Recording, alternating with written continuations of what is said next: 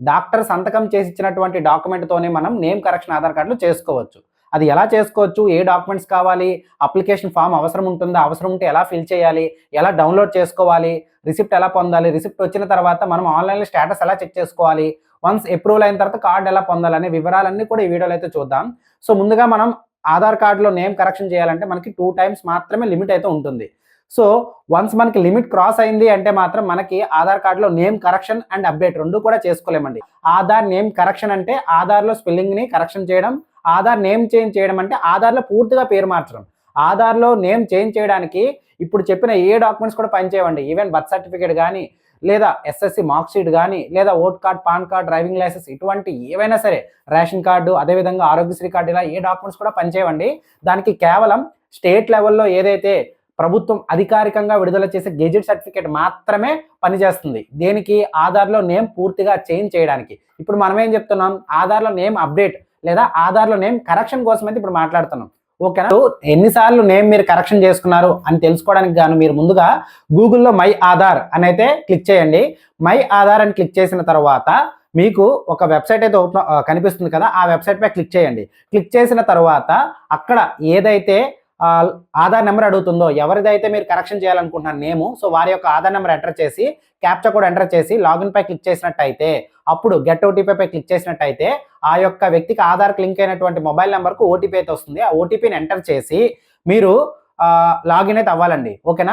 Once login అయిన తర్వాత update address అని చెప్పి మనకు ఒక ఆప్షన్ ఉంటుంది. సో దానిపై క్లిక్ చేసిన తర్వాత మరలా ఇంకొక అప్డేట్ ఆప్షన్ అయితే ఉంటుంది. ఇక్కడ మీకు చూపిస్తున్నాను చూడండి. సో దానిపై అయితే క్లిక్ చేసినట్టయితే మీకు నేమ్ ఎన్నిసార్లు అప్డేట్ లెఫ్ట్ ఉందని చెప్పేసి చూపిస్తుంది అనమాట. మీకు అక్కడ 0 అప్డేట్స్ లెఫ్ట్ ఉందనుకోండి, మీరు ఆధార్‌లో నేమ్ కరెక్షన్, అప్డేట్ 2 కూడా చేసుకోలేరు. ఓకేనా? అదేవిధంగా మీకు అక్కడ 1 అని చూపిస్తుంది అనుకోండి, మీకు 1 టైం మాత్రమే ఏదైతే లిమిట్ మీకు ఉందని చెప్పి అర్థం అనమాట. అలా కాకుండా 2 అని చూపించింది అనుకోండి, మీరు ఇంకా 2 టైమ్స్ ఆధార్‌లో నేమ్ కరెక్షన్ అనేది చేసుకోవచ్చు అనమాట. అక్కడ 0 ఉన్న వాళ్ళు మాత్రం ఇప్పుడు చెప్పే ప్రాసెస్ అయితే మీకు పనికిరాదు. 1 గాని 2 గాని ఉన్నవారు మాత్రమే ఈ వీడియో ద్వారా ఇప్పుడు చెప్పబోయే డాక్టర్ సంతకం చేసిన ఏదైతే పేపర్ ద్వారా మీరు ఆధార్‌లో నేమ్ కరెక్షన్ అయితే చేసుకోవచ్చండి. ఓకేనా? లిమిట్ ఉందని తెలిసినట్టయితే నెక్స్ట్ మీరు ఏం చేయాలి? ఓకేనా?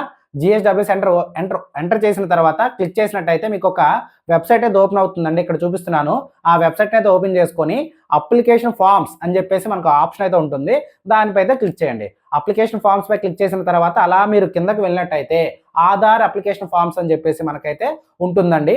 అక్కడ మనకి ఆధార్ స్టాండర్డ్ డాక్యుమెంట్ అని చెప్పేసి మనకు ఒక ఆప్షన్ అయితే ఉంటుంది. దానిపై అయితే క్లిక్ చేయండి. క్లిక్ చేసిన వెంటనే ఇక్కడ చూపిస్తున్నట్టుగా మీకైతే ఫామ్ అయితే ఓపెన్ అయితే అవుతుందండి. ఓకేనా? ఏదైతే మీకు ఆ ఫామ్ అయితే ఓపెన్ అవుతుందో ఆ ఫామ్‌ని మీరు ఏం చేయాలి? ప్రింట్ తీసుకోవాలండి. ప్రింట్ తీసుకున్న తర్వాత ఎలా ఫిల్ చేయాలి అంటే, ఓకేనా? ఇక్కడ ఎలా ఫిల్ చేయాలి అంటే మనకి ఆధార్‌లో నేమ్ ఎలా అయితే కరెక్షన్ అవ్వాలో, ఓకేనా? ఆధార్‌లో నేమ్ ఎలా కరెక్షన్ అవ్వాలో ఆ విధంగా మీరైతే ఫిల్ చేసుకోవాలి. ఏదైతే ఆధార్ స్టాండర్డ్ డాక్యుమెంట్ ఉందో ఆధార్ స్టాండర్డ్ డాక్యుమెంట్‌లో అప్లికేషన్ ఎవరైతే ఉంటారో అప్లికెంట్ రీసెంట్‌గా తీసినటువంటి ఫోటోని అటాచ్ అయితే చేయాలి. ఓకేనా? అంటించాలండి. అంటించి దాని పక్కనే వారి యొక్క సంతకం అయితే చేయాలండి. ఎవరైతే అప్లికెంట్ ఉన్నారో వారి యొక్క సంతకం పక్కనే బాక్స్‌లో అయితే చేయాలి. ఓకే? ఫస్ట్ ఆఫ్ ఆల్ పైన ఆధార్ నెంబర్ రాయాలి. ఆధార్ నెంబర్ రాసిన తర్వాత ఫుల్ నేమ్ అడుగుతుంది అప్లికేషన్‌ది. అప్లికెంట్ ఫుల్ నేమ్ దగ్గర ఏం చేయాలి అంటే నేమ్ మనకి ఎలా మారాలనుకుంటున్నారో ఆ నేమ్‌ని మనం అక్కడ రాయాలండి. ఓకేనా? అక్కడ మరి ఆధార్‌లో ఉన్నట్టు మాత్రం రాస్తే మాత్రం తప్పైపోతుంది. ఓకే? ఎలా మనకి నేమ్ కావాలనుకుంటున్నామో, ఎలా మనకి ఆధార్ కార్డ్‌లో పేరు మారాలనుకుంటున్నామో ఆ విధంగా నేమ్ అలా రాయాలి. ఓకేనా? ఆధార్ కార్డ్‌లో ఉన్న నేమ్‌కి అక్కడ ఉన్న నేమ్‌కి ఒకటేలా ఉండాలి గానీ స్పెల్లింగ్ మాత్రమే మారాలి తప్ప పూర్తిగా పేరు మాత్రం మారిపోకూడదు. పూర్తిగా పేరు అక్కడ మార్చేసి ఈవెన్ మనం సంతకాలు పెట్టించి ఆధార్‌లో అప్డేట్ చేసినా కూడా అదైతే రిజెక్ట్ అయిపోతుంది. ఓకేనా? నెక్స్ట్ మనకి కేర్ ఆఫ్ సెక్షన్ నుంచి కింద pin code, date of birth వరకు ఆధార్‌లో ఎలా ఉందో అలా రాసేయొచ్చు. ప్రాబ్లమ్ అయితే లేదు.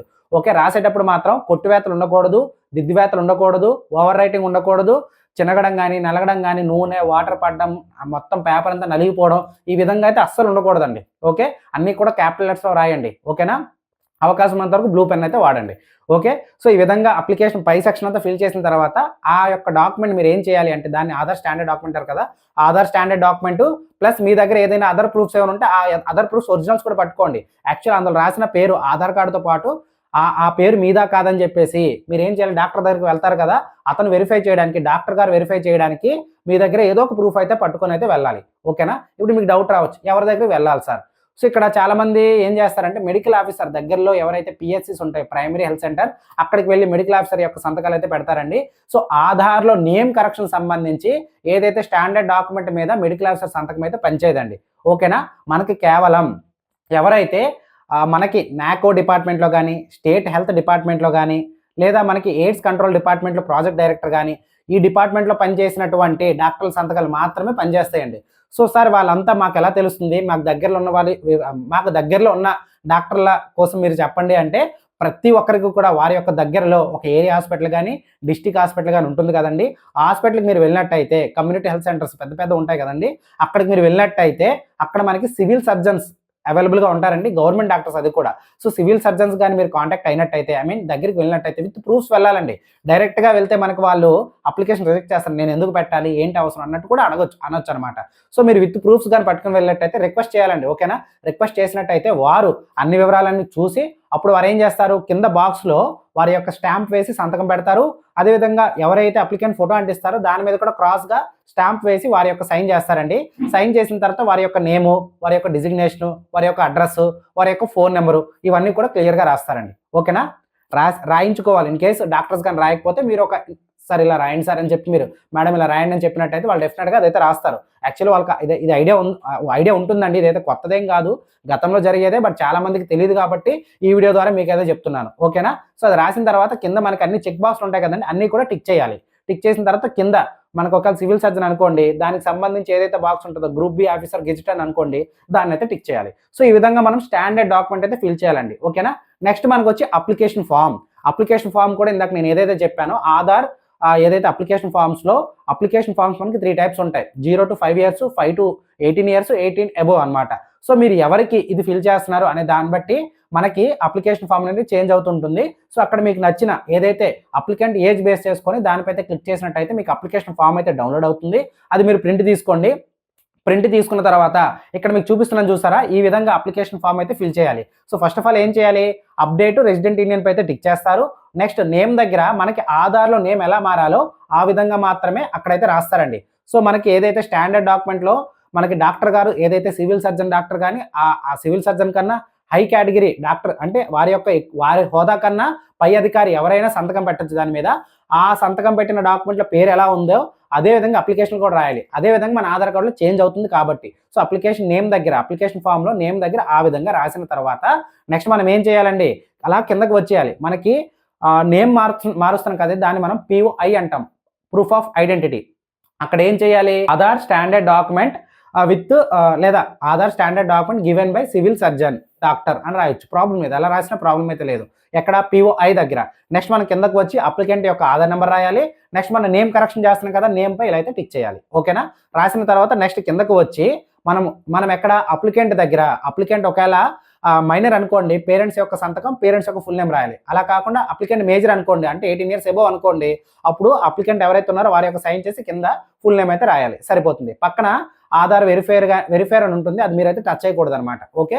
సో ఇప్పుడు చెప్పిన ఏవైతే 2 డాక్యుమెంట్స్ ఉన్నాయో ఈ 2 డాక్యుమెంట్స్ కూడా మీరు రెడీ చేసుకున్న తర్వాత అప్లికెంట్ వెళ్ళాల్సి ఉంటుంది. ఎక్కడికి, ఇది ఆన్లైన్లో చేసుకోవడానికి అవ్వదు. ఇదైతే మీకు క్లియర్గా చెప్తున్నానండి. ఆన్లైన్లో మనం చేసుకోలేం, కానీ దగ్గరలో ఉన్నటువంటి ఆధార్ సెంటర్లో మనం నేమ్ కరెక్షన్ అయితే చేసుకోవచ్చు. ఓకేనా? ఆంధ్రప్రదేశ్ రాష్ట్రంలో అయితే ఆధార్కి సంబంధించి గ్రామ వార్డు సచివాలయాల్లో కూడా, అంటే మనకి లిమిటెడ్గా ఉన్నా కూడా మీకు నియర్ బై అయితే డెఫినెట్గా ఉంటాయండి. సో మీరు మీకు దగ్గరలో ఉన్న లేదా మీ యొక్క గ్రామ లేదా వార్డు సచివాలయం కనుక్కున్నట్టయితే వారైతే చెప్తారు. లేదా ప్రైవేట్లో కూడా CSC పాయింట్లో కూడా మీ సేవలో కూడా మనకి ఆధార్స్ అయితే అవుతూ ఉంటాయి. సో అక్కడ కూడా మీరు వెళ్ళి చేసుకోవచ్చు, కనుక్కొని అయితే వెళ్ళండి. ఓకేనా? సో ఫస్ట్ ఆఫ్ ఆల్ ఏం చేయాలి, అప్లికెంట్ వెళ్ళాలి. ఎక్కడికి, ఆధార్ సెంటర్కి. అప్లికెంట్ ఎవరైతే అప్లికేషన్ చేస్తున్నారో నేమ్ ఎవరికైతే కరెక్షన్ అవ్వాలో వారైతే వెళ్ళాలి. డాక్టర్ గారు సైన్ చేసి ఇచ్చినటువంటి ఆ డాక్యుమెంట్ ఒరిజినల్ పట్టుకోవాలి. అదేవిధంగా అప్లికేషన్ ఫామ్ ఏదైతే ఉందో ఫిల్ చేసిన ఫామ్ అది కూడా పట్టుకోవాలి. అదేవిధంగా మనకి ఇంకా నెక్స్ట్ వచ్చి ఏదైతే ఆధార్ కార్డు ఉంటుందో, అంటే ఫస్ట్ నేమ్ తప్పుగా ఉన్నటువంటి ఆధార్ కార్డు ఉంటుంది చూసారా, జిరాక్స్ అయితే జిరాక్స్ పట్టుకోండి, ఒరిజినల్ అయితే ఒరిజినల్ పట్టుకోండి. అది మనకి రిటర్న్ అయితే ఇచ్చేస్తారు. ఫీజు ఎంత అవుతుంది, సో దీనికి కేవలం 50 రూపాయలు మాత్రమే ఫీజు అవుతుందండి. 50 రూపాయల కన్నా ₹1 కూడా ఎక్కువ అయితే అవ్వదు. ఓకేనా?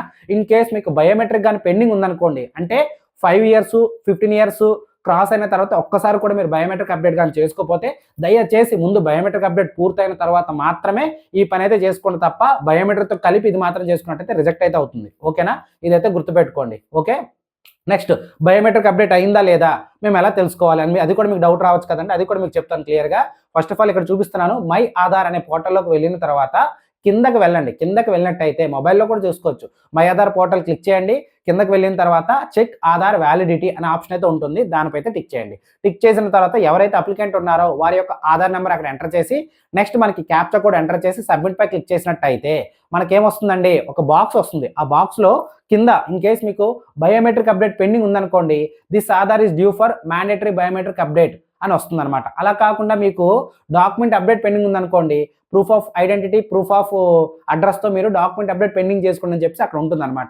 అక్కడ మ్యాండేటరీ బయోమెట్రిక్ అప్డేట్ పెండింగ్ ఉందంటే మాత్రం ముందు నేమ్ కరెక్షన్ కాకుండా ఆధార్ సెంటర్కి వెళ్ళి బయోమెట్రిక్ అప్డేట్ ముందు అయితే చేసుకోండి. వన్స్ బయోమెట్రిక్ అప్డేట్ మనకు మాక్సిమం 1 వీక్ to 10 days లోపు అయిపోతుంది కాబట్టి అది అయిన తర్వాత ఈ డాక్యుమెంట్తో మీరైతే నేమ్ అయితే కరెక్షన్ అయితే చేసుకోవచ్చు. ఓకేనా? సో వన్స్ మీరు ఆధార్ సెంటర్కి వెళ్ళిన తర్వాత వారు ఎవరైతే ఆధార్ ఎన్రోల్మెంట్ చేసేవారు అప్డేట్ చేసే అధికారులు ఉంటారో వారు అప్లికెంట్ యొక్క ఫోటో అయితే డెఫినెట్గా తీసుకుంటారండి. ఫోటో అంటే పాస్పోర్ట్ సైజ్ ఫోటో కాదండి.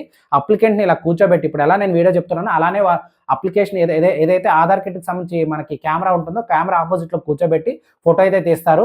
అదేవిధంగా ధృవీకరణకు 2 కళ్ళల్లో ఒక కన్నుని లేదా ఈ 4 వేలు 2 బొట్టన వేలు ఏదో ఒకటినే తీసుకొని ఎన్రోల్మెంట్ అయితే పూర్తి చేస్తారండి. ఎన్రోల్మెంట్ పూర్తి చేసేటప్పుడు ఏదైతే మనకి డాక్టర్ గారు ఇచ్చినటువంటి సర్టిఫికేట్ ఉంటుందో ఆ సర్టిఫికేట్ని అప్లోడ్ అయితే చేస్తారండి. చేసిన తర్వాత ఫైనల్గా ఒక రిసిప్ట్ అయితే వస్తుంది. ఇక్కడ చూపిస్తున్నాను చూడండి. ఆ రిసిప్ట్ మీద అప్లికెంట్ సంతకం, వెరిఫైర్ సంతకం, ఎవరైతే ఆధార్ చేసేవారి సంతకం ఇద్దరు కూడా చేసి అది కూడా స్కాన్ చేస్తారు. అప్లికేషన్ ఫామ్ కూడా స్కాన్ చేస్తారు. ఇందాక ఏదైతే డాక్టర్ ఇచ్చిన డాక్యుమెంట్ ఉందో అది కూడా ఒరిజినల్ అయితే స్కాన్ చేస్తారండి, ఒరిజినల్ని. సో స్కాన్ చేసిన తర్వాత ఆ యొక్క రిసిప్ట్ అయితే ఇచ్చేస్తారండి. ఎవరైతే అప్లికెంట్ ఉంటారో వారికైతే రిసిప్ట్ అయితే ఇస్తారు. సో ఈ రిసిప్ట్తో మీరు ఆన్లైన్లో స్టేటస్ చెక్ చేసుకోవచ్చు అనమాట. సో వన్స్ మీకు ఆన్లైన్ అయిపోయిన రిసిప్ట్ ఇచ్చిన తర్వాత ఎన్ని రోజులు అప్డేట్ అవ్వచ్చు. సో గుర్తుపెట్టుకోండి, మినిమం మనకి 2 days అండి. మినిమం 2 daysలో అవ్వచ్చు. లేదా ఒక్కొక్కసారి మాక్సిమం మనకి 1 week to 15 daysలో మనకి యాక్సెప్ట్ అయితే అయిపోవచ్చు. ఒక్కొక్కసారి ఏమవుతుందంటే మనకి బయోమెట్రిక్ అప్డేట్ పెండింగ్ ఉన్నా లేదా ఇతర రీజన్స్ వల్ల మనకి 1 month, 45 days, 60 days కూడా అవ్వచ్చు. సో మళ్ళీ ఒకవేళ మనకి 60 days ఆగానండి, 1 month ఆగినా కూడా అవ్వలేదు అంటే ఏం చేయాలి? డెఫినెట్గా మీరు 90 days ఆగండి. 90 days కూడా అవ్వలేదు అనుకోండి, ఆ తర్వాత మీరు మరలా అప్డేట్ అయితే చేసుకోవచ్చు. ఓకేనా? సో ఇదండి కంప్లీట్ ప్రాసెస్. వన్స్ మనకి మీరు స్టేటస్ చెక్ చేసుకోవడం ఎలా అంటే చెక్ చేసుకోండి. లేదా ఇక్కడ చూపిస్తున్నాను చూడండి, డైరెక్ట్గా మై ఆధార్ అని పోర్టల్లోకి వెళ్ళండి. అక్కడ check Aadhaar enrolment status update status అని ఉంటుంది. దానిపై క్లిక్ చేయండి. చేసిన తర్వాత ఎన్రోల్మెంట్ ఐడి అంటుంది. మీకు రిసిప్ట్లో పైన 14 digit ఎన్రోల్మెంట్ ఐడి ఉంటుంది చూసారా, ఐడిని అక్కడ ఎంటర్ చేయండి. పక్కన డేట్ ఉంటుంది, ఆ డేట్ని ఎంటర్ చేయండి. అదేవిధంగా మీకు ఇచ్చిన రిసిప్ట్లోనే దాని పక్కన టైం అయితే ఉంటుంది, టైంని కూడా ఎంటర్ చేసి క్యాప్చా కూడా ఎంటర్ చేసి సబ్మిట్ చేసినట్టయితే అక్కడ మనకు ఇన్ కేస్ అక్కడ ఆధార్ అప్డేట్ పెండింగ్ అని వచ్చింది అనుకోండి, మనకు కొంతకాలం వెయిట్ చేయాలని. అలా కాకుండా ఆధార్ హ్యాస్ బిన్ జనరేటెడ్ అని వచ్చింది అనుకోండి, మన ఆధార్లో పేరు మనకి అప్డేట్ అయిపోయిందని అర్థం. ఓకేనా? అలా కాకుండా మనకి ఆధార్ రిజెక్టెడ్ డ్యూ టు అని చెప్పి సమ్ రీజన్ వచ్చింది అనుకోండి, ఇన్ కేస్ అలా మీకు రిజెక్ట్ అయినట్టయితే కామెంట్లో తెలియజేయండి. ఎందుకు రిజెక్ట్ అయింది, ఎలా చేస్తే మీకు యాక్సెప్ట్ అవుద్దని కూడా మీకు చెప్తాను. సో నేను ఇంత వీడియో చేశాను కదా, అసలు ఇది వర్కౌట్ అవుద్దా లేదని చెప్పి చాలా మందికి అయితే డౌట్ ఉంటుందండి. నేను గతంలో ఇలా ఎవరైతే డాక్టర్ సంతకంతో మనకి ఇది చేసి ఉంటారో, నేమ్ కరెక్షన్ చేసి ఉంటారో వారిని నేను ఆల్రెడీ చెక్ చేశానండి. ఇవైతే అవుతాయి అన్నమాట. ఎవరైతే ముసలి వాళ్ళు కానీ లేకపోతే 18 years అబోవ్ అయ్యి ఉండి వాళ్ళకి ఎటువంటి డాక్యుమెంట్స్ లేని వాళ్ళు ఎవరైతే ఉంటారో వారికి ఈ డాక్టర్ సంతకం చేసి ఇచ్చిన ఈ పేపర్తో ఆధార్లో నేమ్ కరెక్షన్ అయితే చేసుకోవచ్చండి. ఓకేనా? ఇవి యాక్సెప్ట్ అయితే అయ్యి ఉన్నాయి. ఇన్ కేస్ ఎవరికైనా డౌట్ ఉంటే మాత్రం కామెంట్ సెక్షన్లో తెలియజేయండి. మీకు యాక్సెప్ట్ అయిన ఏవైతే మీకు రెఫరెన్స్ నెంబర్స్ ఉంటాయో అవి కూడా నేనైతే కామెంట్ అయితే చేస్తాను. ఓకేనా? మీకు ఏ డౌట్ ఉన్నా కూడా కామెంట్ సెక్షన్లో తెలియజేయండి. వీడియో మీకు నచ్చినట్టయితే మాత్రం లైక్ చేయడం మర్చిపోకండి, సబ్స్క్రైబ్ చేయడం అస్సలు మర్చిపోకండి. ఎందుకంటే 100 మందిలో 99 మంది చూస్తున్నారు కానీ సబ్స్క్రైబ్ అయితే చేసుకోవట్లేదు. దయచేసి సబ్స్క్రైబ్ చేసుకున్నట్టయితే ఇలాంటి కంటెంట్ మీకు రెగ్యులర్గా అందించడం అయితే జరుగుతుంది. Thank you for watching this video. జై హింద్.